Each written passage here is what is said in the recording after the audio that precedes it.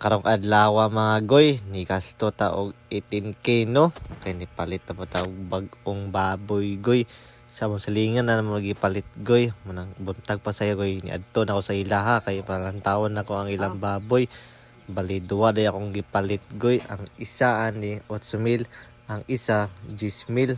Kay 250 man ang per kilo goy. Kini akong kwarta nga ni gasto, mao din niya tong halin sa litson, akong gibaligya. Nihalin ko ato og 12,000 kapin, wa pay labot sa akong gipautang goy. Kung apilon tong mga utang, modagang ito siya og mga 15. Wala na nako gihulat no nga mobayad pa tong nangutang sa kuha. Kay 1 month to pay man to siya nga pagkautang goy. May na lang sad pud no nga na ako'y savings. At least na ako'y makut-kuot ba. Nakuha ang gidawang savings bay. Wala na akong gihulat goy nga mobayad pa sila. Kaya ako mopalit og baboy. Kaya sayang magandang panahon. Basin no next month ako ni paliton, dako ng timbang ani. Dako na po ng babuyan ni. Mahal-mahal na itong mabayaran noon goy. Mao nang wala na ako nagdugay-dugay no.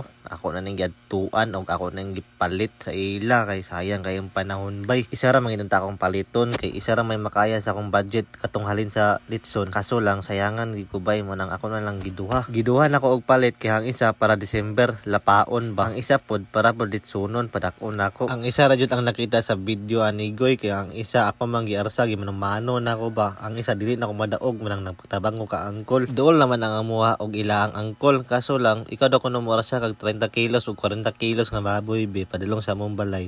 Makaya ba na nimo? Lisod gyapon kay goy nalingas kisanan ba. Nagibutang ra sa sako ba. Saba po kayo kasi sing kita ay tapang. Grabe bay kaingon jud ko sa kagulingon niya pun nga dako jud ko kabag-uhan bay kay kung sa una mugastor tag kwarta para sa tong mga bisyo para malipay na ta ba. Karon mugasto na ta para sa tong mga plano, mga pangandoy sa tong kinabuhi goy ba. Dako jud kog kausaban sa akong kaugalingon bay ug proud jud ko ana. Dili biya tanan nalulong sa bisyo goy nagbag-o nang ikaw nga adik dia kung gusto ka magbag-o. Dili pa ulay ang tanan, pwede pa ta magbag-o. Mo nang gibalik ko ilang antino para magbayad dayon ko cash to cash goy. 4 5 6 7 8 9, 10, 11, 12, 13, 14, 15, 16, 17, 18, 19. Bakoy isukli ana ha. Ya pala to te. Unya ala Ito ang zero. Awin ako over to.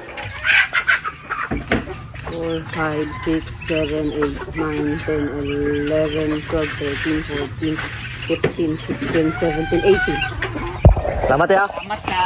Oh, selamat gol. Wala na kasi ka na. Dagto lang iya. Berato no. Sige te. Selamat ya. Gol.